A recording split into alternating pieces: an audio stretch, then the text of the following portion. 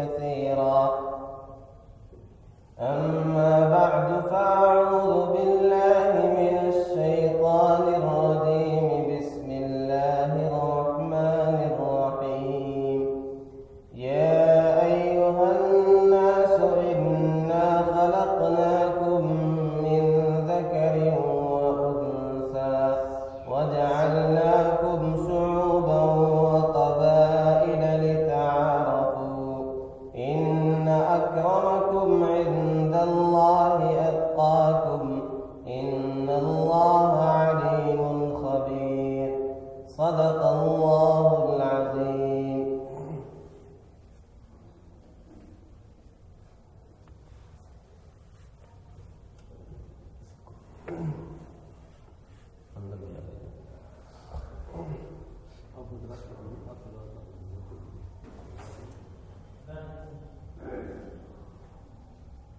انتہائی واجب الاحترام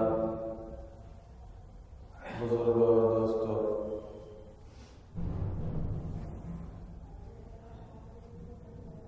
اللہ تعالی نے انسان کو اس دنیا میں آزاد پیدا کیا ہے۔ فطری طور پہ ہر انسان آزاد ہے اور اللہ تعالیٰ نے اسے آزادی کا حق دیا ہے۔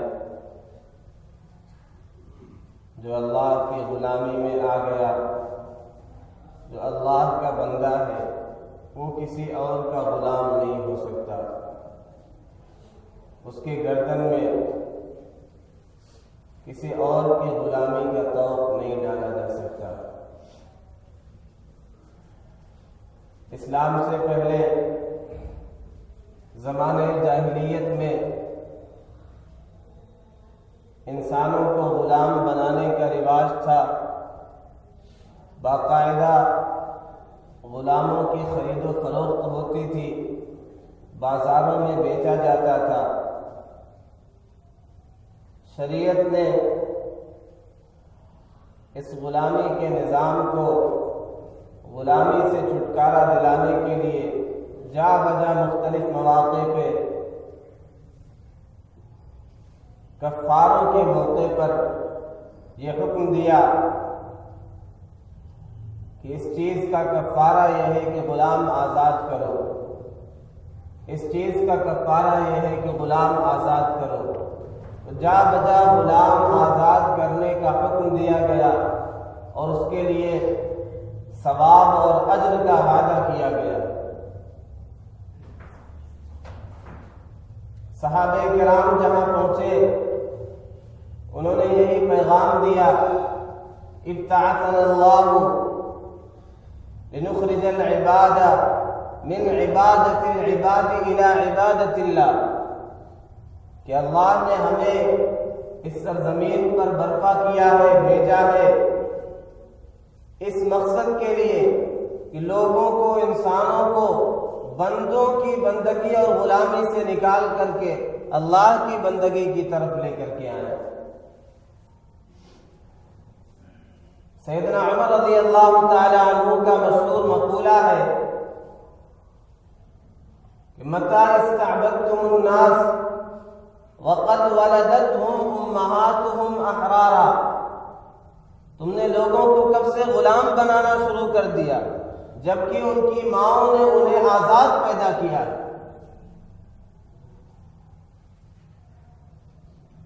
لیکن لوگوں نے اپنے غلط مقاصد، دنیا کے لیے، ناجائز عہدوں کے لیے، اپنے حفظ و ہوس کے لیے لوگوں کو غلام بنایا، انفرادی طور پہ بھی لوگوں کو غلام بنایا، ممالک کو بھی غلام بنایا گیا۔ مختلف ممالک نے غلامی کے دور دیکھے۔ انگریزوں کے ناپاک قدم جب ہمارے وطن عزیز پر پڑے تو ان کی نیتیں بھی خراب تھیں، انہوں نے اسے بھی غلام بنایا۔ 26 जनवरी आने वाली है, जिसे हम रिपब्लिक डे के तौर पर मनाते हैं, यौम जमहूरिया के तौर पे मनाते हैं। इस मौके पर इन सारी चीज़ों का तज़किरा किया जाता है, कैसे अंग्रेज़ों के नापाक कदम पड़े, उन्होंने क्या क्या साजिशें रची और उन्होंने कैसे मज़ालिम ढाए, फिर इस मुल्क को गुलामी से निकालने के लिए, आज़ादी दिलाने के लिए कितनी कुर्बानियां देनी पड़ी।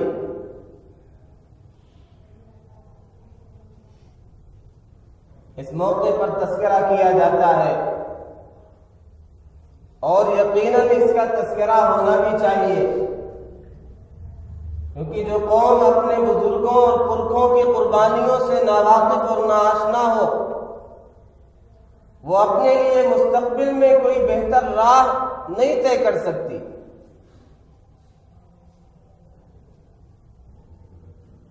इस मौके पर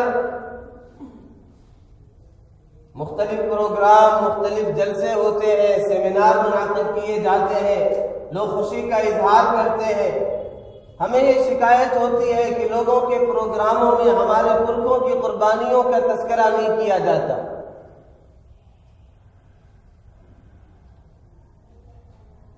लेकिन अफसोस हमें अपने लोगों पर है कि हम खुद अपने पुरखों के, अपने आबा व अजदाद की कुर्बानियों से नावाकिफ हैं। हम दूसरों से क्यों उम्मीद करते हैं कि हमारे बुजुर्गों की कुर्बानियों का तज़किरा करेंगे?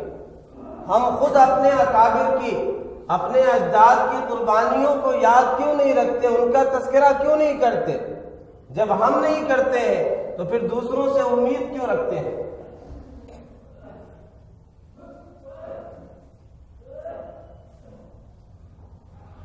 अगस्त 1947 को हमारा ये मुल्क वतन अजीज अंग्रेजों के चंगुल से आजाद हुआ, आजादी की दौलत से सरफराज हुआ।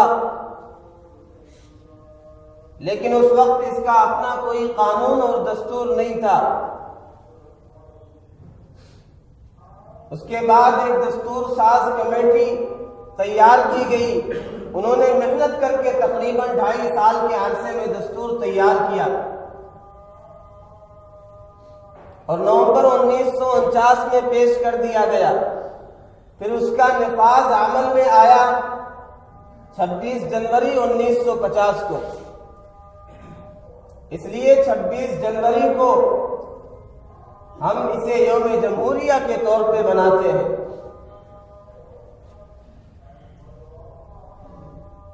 यहाँ पे जमहूरियत नाफिज हुई कि जमहूरी कानून होगा, सेकुलर दस्तूर होगा, जहाँ सबको बराबर का हक मिलेगा, जहाँ मजहब की बुनियाद पर, जात पात की बुनियाद पर, किसी फिरका वालियत की बुनियाद पर किसी को किसी भी हक से महरूम नहीं किया जाएगा, बुनियादी हुकूक से किसी को महरूम नहीं किया जाएगा। इसमें यह हक दिया गया कि तमाम मज़ाहिब के मानने वाले जो इस मुल्क में बसते हैं, सबको बुनियादी इख्तियारात, बुनियादी हुकूक हासिल होंगे। अपने मजहब की तबलीग और नश्र व इशाअत की इजाजत होगी। किसी को कोई मजहब, उसकी तालीमात अगर पसंद है तो उसे इख्तियार है, उसकी अपनी पसंद है उसे अपनाने के लिए। अपनी इबादत गाहें तामीर करने, मसाजिद और मदारिस कायम करने, इन सारी चीजों की इजाजत दी गई।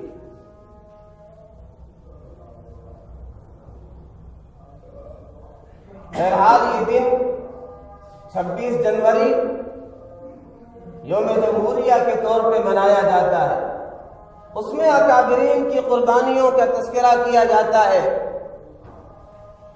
लेकिन अजीब बात है, कुर्बानियों का जब तज़किरा किया जाता है तो आम तौर पर लोग ये समझते हैं चंद मखसूस नामों का तज़किरा करके कि बस यही मुजाहिदीन आज़ादी है, यही फ्रीडम फाइटर है। इस मुल्क की आज़ादी के लिए बेपनाह कुर्बानियां दी गई। एक तवील फहरिस्त और कुर्बानियों की एक तवील दास्तान है। انگریز کے ناپاک قدم جب یہاں پر پڑے، وہ تجارتی ارادے سے، تجارتی نیت سے یہاں پر آئے، انہوں نے اپنا ارادہ یہی ظاہر کیا کہ ہم تجارت کرنے کے لیے آئے ہیں، کاروبار کرنے کے لیے آئے ہیں۔ ہمارا وطن عزیز سونے کی چڑیا کہلاتا تھا، یہاں تجارت کے، معیشت کے، کاروباری طور پر ترقی کرنے کے بے شمار ذرائع تھے۔ انگریز ادھر متوجہ ہوا اور اس نے ایسٹ انڈیا کمپنی قائم کی، اپنا ایک تجارتی مرکز بنایا۔ 1601 عیسوی میں سب سے پہلے اس کے تجارتی جہاز، اس کمپنی کے تجارتی جہاز ہندوستان کے ساحلوں پر لنگر انداز ہوئے۔ انہوں نے دھیرے دھیرے اس طرح ترقی کرنی شروع کی۔ 1612 میں جہانگیر کے دور میں تجارت کرنے کی اسے اجازت مل گئی، وہ تجارت کرتا رہا، ترقی کرتا رہا، اپنے کاروبار کو بڑھاتا رہا۔ اورنگزیب عالمگیر رحمت اللہ علیہ کے دور تک ان کے عزائم، ان کے ناپاک ارادے وہ نہیں کھل سکے، وہ ظاہر نہیں کر سکے، اپنے دست و بازو کو نہیں پھیلا سکے، تجارت ہی کرتے رہے۔ لیکن اورنگزیب عالمگیر رحمت اللہ علیہ کے بعد مغلیہ حکومت کا شیرازہ منتشر ہو گیا۔ پھر اس کے بعد جو حکمران آئے، یہ ملک طوائف الملوکی کا شکار ہو گیا۔ مختلف صوبوں نے اپنی خود مختاری کا اعلان کر دیا۔ پھر انہیں یہاں سے موقع ملا، پھر ان کے ناپاک ارادے ظاہر ہونے لگے۔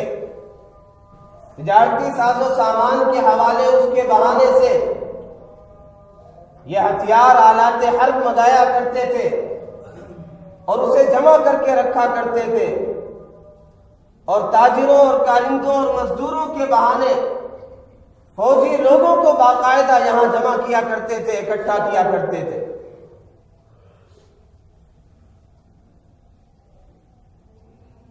پھر انہوں نے دھیرے دھیرے اپنے ناپاک ارادے اس کو ظاہر کرنا شروع کیا، دھیرے دھیرے قدم آگے بڑھانا شروع کیا، اور حکومت کی طرف غلط نگاہ ان کی پڑنے لگی۔ آج بدقسمتی سے جہاں بھی تاریخ کا تذکرہ ہوتا ہے، اکابر کی قربانیوں کا تذکرہ ہوتا ہے، جنگ آزادی کا تذکرہ ہوتا ہے، تو بات کہاں سے شروع ہوتی ہے؟ 1857 کی جنگ آزادی۔ اس سے پہلے تاریخ کو اگر سمیٹا جائے، اس سے پہلے تقریباً 100 سال مل جائیں گے۔ قربانیوں کی ایک مسلسل داستان ہے، بے پناہ اکابرین نے اس سے پہلے قربانیاں دی ہیں، لیکن جب تذکرہ ہوتا ہے تاریخ کا تو 1857 سے بیان کیا جاتا ہے۔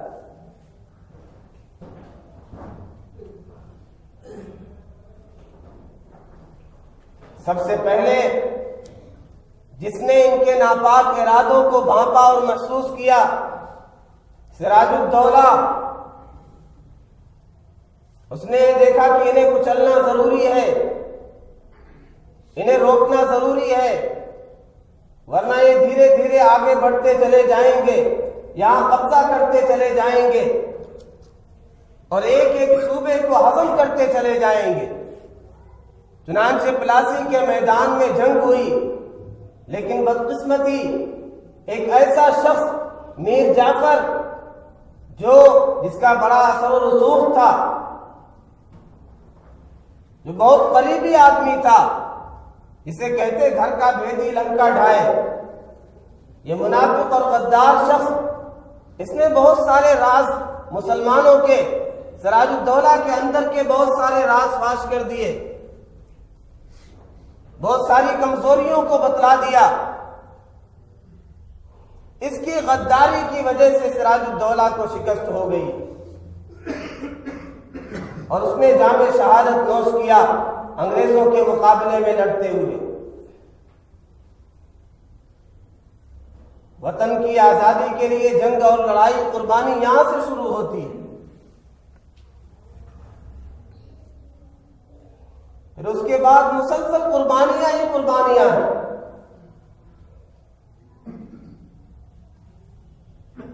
سب سے زیادہ اس ملک کی آزادی کے لیے قربانیاں دینے والے مسلمان ہیں، اور ظاہر سی بات ہے مسلمان ہی حاکم تھے۔ دلی میں بہادر شاہ ظفر، ادھر سراج الدولہ، اور ادھر میسور کی طرف ٹیپو سلطان، ان سے حکومت اور سلطنت چھینی گئی تھی، لہذا سب سے زیادہ قربانیاں بھی انہوں نے دی۔ انہیں معلوم تھا کہ ہمارے ہاتھ سے سلطنت اور ملک چھینا گیا، لہذا قربانیاں دینی بھی انہیں زیادہ تھی اور پیش بھی کی۔ ان کے قدم آگے بڑھے، سلطان فتح علی خان ٹیپو سلطان اور ان کے باپ نے باقاعدہ 4 جنگیں لڑی انگریزوں سے، انتہائی بہادری کے ساتھ، ہمت کے ساتھ، جوش و جذبے کے ساتھ، لیکن بدقسمتی یہاں بھی وہی، ایک اپنے کی غداری کی وجہ سے، میر صادق کی غداری کی وجہ سے انہیں بھی ناکامی ہوئی۔ اور ان کا مشہور مقولہ ہے، انہوں نے انگریزوں کی ماتحتی میں رہنے اور اسیری میں رہنے، انگریزوں کا غلام بنے رہنے سے بہتر اس چیز کو ترجیح دی کہ ایک لمحے کی زندگی، ایک دن کی زندگی، گیدڑ کی 100 سالہ زندگی سے شیر کی ایک دن کی زندگی بہتر ہے۔ یہ کہہ کر انگریزوں سے برسرے پیکار رہے، بالآخر جام شہادت نوش کیا۔ اور ایسے جرأت کے پہاڑ تھے، ایسے باہمت، ایسے مرد مجاہد تھے کہ ان کی شہادت کے بعد کسی کی ہمت نہیں ہو رہی تھی کہ لاش کے قریب آئے۔ جب مکمل انہیں یقین ہو گیا کہ اب سلطان کی شہادت ہو گئی ہے، پھر جنرل ہورس نے اپنے جوتوں کے ساتھ ان کے جسم پر کھڑے ہو کر کے کہا کہ آج سے from today India is ours, آج سے ہندوستان ہمارا ہے۔ 1799 میں میسور میں جب سلطان ٹیپو کی شہادت ہوئی تو وہاں سے یہ اعلان کیا کہ اب ملک ہمارا ہے۔ پھر آگے دلی میں پہنچ کر کے یہ معاہدہ کیا گیا کہ آج سے 1803 میں آج سے ملک خدا کا، رعایا بادشاہ کی، لیکن حکم ایسٹ انڈیا کمپنی کا ہوگا۔ پھر وہاں سے اکابرین اٹھے، بلکہ اس سے پہلے اکابرین نے، شاہ ولی اللہ محدث دہلوی نے 50 سال پہلے ہی اس کا تذکرہ کر دیا تھا اپنے خطوط میں، اپنے رسائل میں، کہ یہ ظالم اور جابر لوگ، ان کا استحصال کرنا، ان کو جڑ سے اکھاڑنا ضروری ہے۔ اور وہ پیغام دے کر کے چلے گئے تھے۔ ضرورت تھی اس بات کی کہ ان کے کام کو جو انہوں نے ایک لائحہ عمل تیار کر کے پیش کیا تھا اسے آگے بڑھانے والا کوئی مل جائے۔ چنانچہ ان کے سب سے بڑے بیٹے شاہ عبدالعزیز محدث دہلوی رحمت اللہ علیہ 17 سال کی عمر میں جب انگریز نے یہ اعلان کیا، جب یہ اعلان ہو گیا کہ آج سے خلق خدا کی، ملک بادشاہ کا، لیکن حکم ایسٹ انڈیا کمپنی کا، اس وقت انہوں نے یہ فتویٰ جاری کیا کہ یہ ملک ہمارا دارالحرب میں منتقل ہو گیا ہے۔ ملک کی آزادی کے لیے سب کو جنگ کرنا اور جہاد کرنا ضروری ہو گیا۔ یہ اعلان ہونا ہی تھا کہ ایک بیداری پیدا ہو گئی، ایک انقلاب کی کیفیت پیدا ہو گئی۔ ابھی تک جو خواص کے ذہنوں میں باتیں تھی، عوام تک وہ ساری بات پہنچ گئی۔ اس اعلان کے نتیجے میں انہیں ستایا بھی گیا، انہیں سخت سے سخت مراحل سے گزارا بھی گیا، انہیں ملک بدر کر دیا گیا، ان کی جائیداد ضبط کر لی گئی، اور اپٹن میں چھپکلی ملا کر کے، زہر لگا کر کے ان کے جسم کی مالش کی گئی، جس سے ان کی بینائی بھی جاتی رہی، لیکن وہ مرد مجاہد اس کے پائے استقامت میں ذرا سی بھی لغزش نہیں آئی، اور جو موقف اس نے اختیار کر لیا تھا اس سے ایک قدم بھی پیچھے نہیں ہٹے۔ پھر اپنی زندگی میں مجاہدین آزادی انہوں نے تیار کر دیے۔ شاہ اسماعیل شہید رحمت اللہ علیہ، سید احمد شہید رحمت اللہ علیہ، انہیں باقاعدہ طور پر تیار کر دیا۔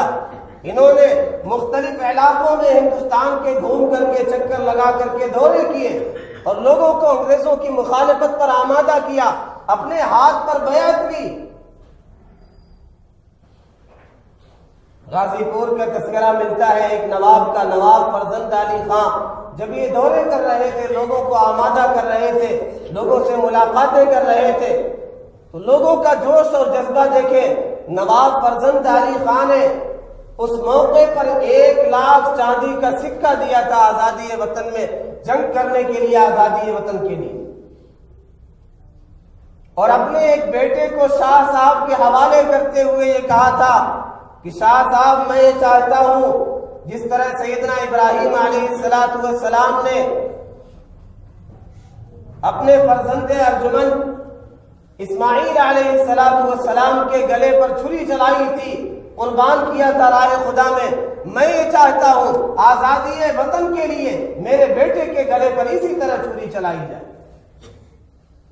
پھر اس بچے نے وطن کی آزادی کے لیے جام شہادت نوش کیا۔ مراد آباد کے علاقے میں ایک نواب تھے، نواب مجو خان، وہاں کا ایک علاقہ ہے گل شہید، ایک گلی ہے، شہیدوں کی مٹی۔ انہوں نے انگریزوں سے مقابلہ کیا، لیکن اپنوں کی غداری کی وجہ سے انہیں بھی انگریزوں کے حوالے کر دیا گیا۔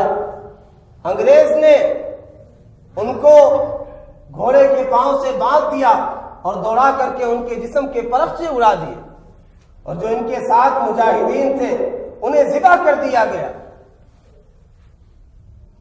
ان کے خون سے مٹی کو رنگین کر دیا گیا۔ اس علاقے کا نام پڑ گیا گل شہید، شہیدوں کی مٹی۔ ایک طویل داستان ہے۔ ان حضرات نے پورے ملک کا دورہ کیا، ملک کے بے شمار علاقوں کا دورہ کیا اور لوگوں کو تیار کیا، لوگوں سے بیعت لی انگریزوں کے خلاف کھڑے ہونے کے لیے۔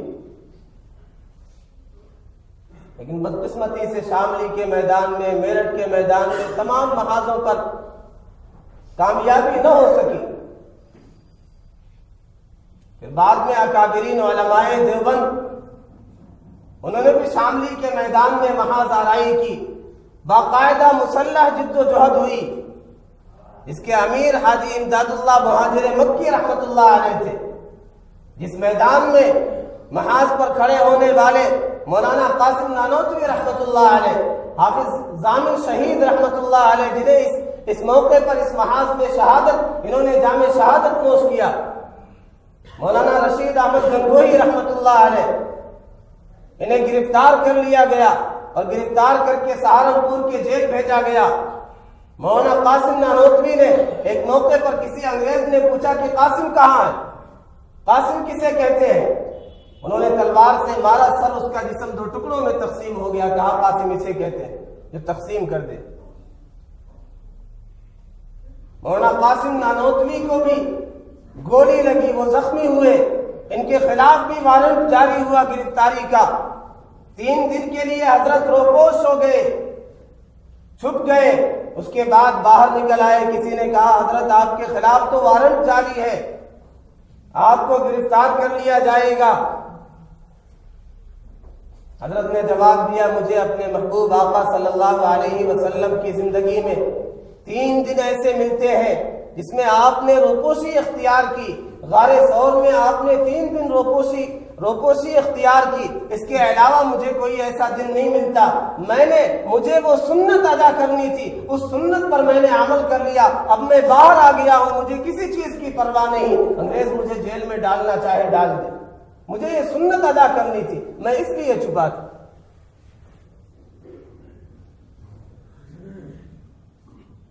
100 سالہ جو مسلح جد و جہد ہے، جو قربانیاں ہیں، اس میں اکابرین ہیں، خاص طور پہ چوٹی کے علماء ربانیین ہیں. بعد میں پھر 1857 سے آگے کا جو مرحلہ، وہ ساری جنگ جو چلی اس میں سارے لوگ ساتھ میں آتے ہیں. اور ان کے جنرل نے باقاعدہ طور پہ کہا تھا کہ سب سے زیادہ ہمارے مخالف یہ مسلمان ہیں، اس لیے سب سے زیادہ انہیں ستایا گیا، علماء کو سولیوں پر لٹکایا گیا، 2 لاکھ مسلمانوں کو شہید کیا گیا. اور دلی جو علم کا مرکز تھا، جس کے بارے میں شبہ ہو جاتا کہ یہ مولوی ہے، عالم ہے، داڑھی ہے، ٹوپی ہے، کرتا ہے، اسے بغیر کسی جرم کے سولی پر لٹکا دیا جاتا. خنزیر کے چمڑے میں سی کر کے علماء کو جلا دیا جایا کرتا تھا.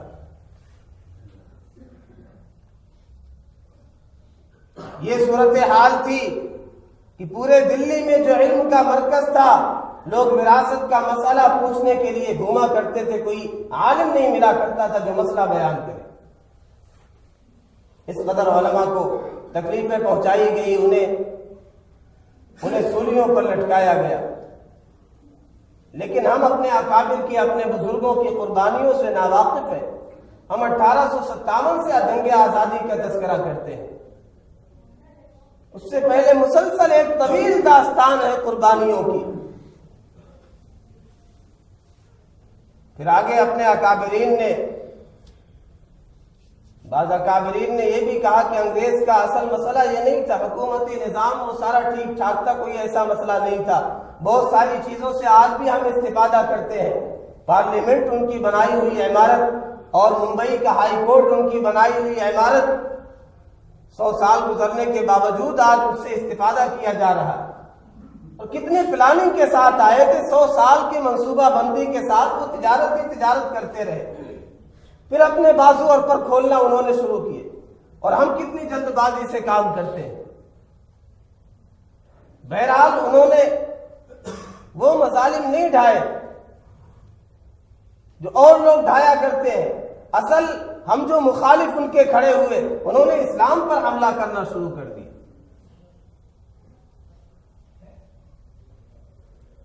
جب لارڈ میگھالے وائسرائے بنا کر کے یہاں بھیجے گئے تو اس نے اسلام اور مسلمانوں کو نشانہ بنایا، اور باقاعدہ وہاں سے مشنریز اور مبلغین عیسائی بھیجے گئے. اب اکابرین نے دیکھا کہ اب تو اسلام اور مسلمان خطرے میں، یہاں مسلمانوں کا وجود خطرے میں پڑ گئے. ورنہ رہ سکتے تھے، ان کی ماتحتی میں بھی رہ سکتے تھے، حقوق دیے جاتے تھے، حقوق سلب نہیں کیے جاتے تھے، بہت ساری چیزوں سے لوگ مستفید ہوتے تھے. لیکن انہوں نے پھر یہ کام شروع کر دیا. پھر اکابرین اٹھ کھڑے ہوئے. یہی وجہ ہے کہ جیسے آزاد کرایا، قربانیاں دی، کنارہ کش ہو گئے. اکابرین نے کہا کہ ہم نے وطن کے لیے، ہم نے حکومت کے لیے، کسی عہدے کے لیے، ہم نے عہدے کی لالچ میں، سلطنت کی لالچ میں قربانی نہیں دی ہے. شیخ الاسلام مولانا حسین احمد مدنی رحمت اللہ علیہ کو پدم بھوشن کا ایوارڈ دینا تھا، اس سے سرفراز کرنا تھا. حضرت نے انکار کر دیا کہ ہم نے اس کے لیے تو قربانی نہیں دی تھی. شیخ الہند رحمت اللہ علیہ، انہیں کون جانتا ہے؟ ان کی تحریک ریشمی رومال پوری دنیا میں اس کا نیٹ ورک پھیلا دیا تھا کہ انگریزوں کے لوگوں کو، عالم کے لوگوں کو خلاف کر دیا تھا. ریشمی رومال پر پیغام جاری کیا کرتے تھے، خط جاری کیا کرتے تھے. اس کے ذمہ دار اپنے شاگرد رشید مولانا عبید اللہ سندھی رحمت اللہ علیہ کو بنایا. لیکن وہ راز بھی فاش ہو گیا اور حضرت کو گرفتار کر کے مالٹا کے جیل بھیج دیا گیا. انگریز مورخ ٹامسن کہتا ہے کہ سلطان ٹیپو شہید کے بعد انگریزوں کا سب سے بڑا دشمن اگر کوئی نظر آیا تو یہ شیخ الہند مولانا محمود الحسن دیوبندی رحمت اللہ علیہ تھے. اس نے کہا کہ یہ انگریز کی مخالفت میں اتنے آگے بڑھے ہوئے ہیں کہ اگر ان کی لاش کو جلا دیا جائے تو رات سے بھی انگریز کی مخالفت کا ہی نعرہ نکلے گا. یہ ہمارے اکابر کی قربانیاں ہیں. ہم نے وطن کو قربانیاں دے کر کے، اپنا لہو دے کر کے آزاد کیا ہے۔ جب گلستان کو خون کی ضرورت پڑی، سب سے پہلے ہی گردن ہماری کٹی، پھر بھی کہتے ہیں ہم سے یہ اہل چمن، یہ چمن ہے ہمارا تمہارا نہیں۔ اللہ رب العزت والجلال ہمیں اپنے اکابر کی قربانیوں سے واقف ہونے، ان کا تذکرہ کرنے کی توفیق نصیب فرمائے اور ان کے نقش قدم پر چلنے کی توفیق نصیب فرمائے۔ مزید قربانیاں اور تاریخ کا تذکرہ انشاءاللہ 26 جنوری کے موقع پر یہاں جو پروگرام ہوتا ہے گھنٹہ گھر پر 6 بجے سے شام میں، اس میں انشاءاللہ آپ حضرات شرکت کریں۔ مزید تاریخ سے آپ انشاءاللہ واقف ہوں گے۔ اکابرین علماء ربانیین اور تمام مذاہب کے رہنما وہاں پہ شرکت کرتے ہیں، اپنے خیالات کا اظہار کرتے ہیں، آپ حضرات اس میں شرکت کریں گے۔